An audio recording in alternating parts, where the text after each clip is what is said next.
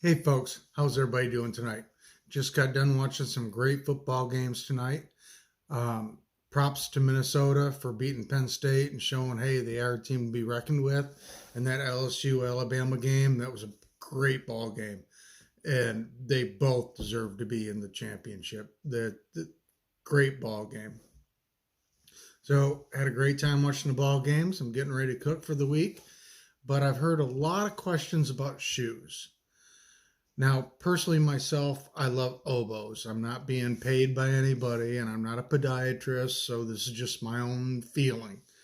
I love oboz. They're great shoes. They have a great sole on them.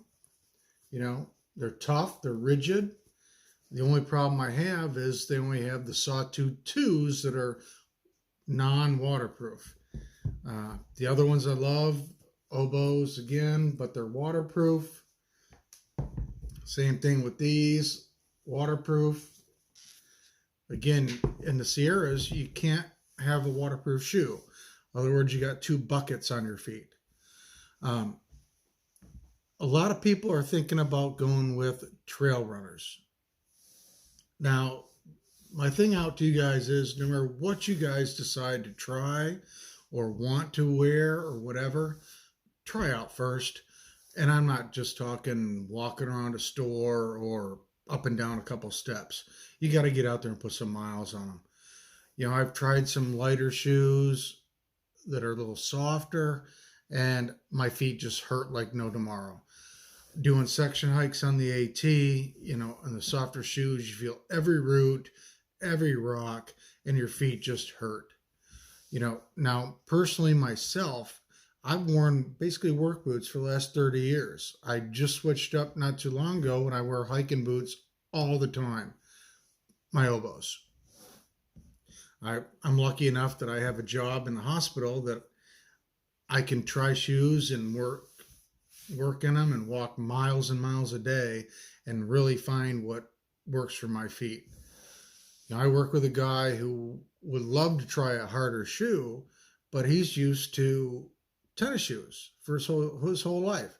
So he puts on something like an oboe and his feet hurt because they're not used to that stiff, firm shoe. I call it kind of being a softer foot.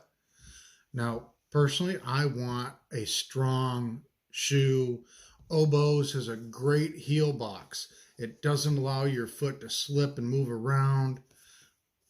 I normally don't get blisters. I normally wear a pair of darn tough socks with a pair of liners underneath. And I've really never had a problem with blisters. Hopefully that's good for the PCT also. We'll see what happens when I get there. But for me, trail runners, you know, I went to REI and I tried a couple different pair, and literally within minutes I knew those shoes would not work for me. They're just too soft. There's no strength to them. There's no sole, and they hurt my feet. I think in the desert they'd be fine, but once you start trying to get up to San Jacinto, it wouldn't work for me. You know, I wish oboz had more options for non-waterproof. So I'm going to start out with these. They're the Sawtooth 2s lows. They're flexible. Again, a really good sole on these things. Lots of traction. And one thing about the oboz, now I do put superfeet in my shoes after a while, but the oboz insoles are great. Good stiff, good soft. You know, they really are the same as a superfoot. So I do switch out after I get a few hundred miles in a pair of shoes. And the superfeet are great. I really love them. Again, they've got like a carbon fiber heel to the mid area. Really supports your foot. And you know, yeah, $50, but they're worth it. So all I can say is, in my opinion, you've got to really get out there and try a pair of shoes. Don't just think because everybody's wearing trail runners, everybody's wearing this, everybody's wearing that. Stuff probably won't work for you. You've got to figure out what works for you by yourself. Get out there, put lots of miles on these shoes. Yeah, a pair of shoes is 100 and something to $200 a pair. You may go through a couple pair before we even get on trail and find out they don't work for you. But it's better to find out now than when you're on trail and all of a sudden,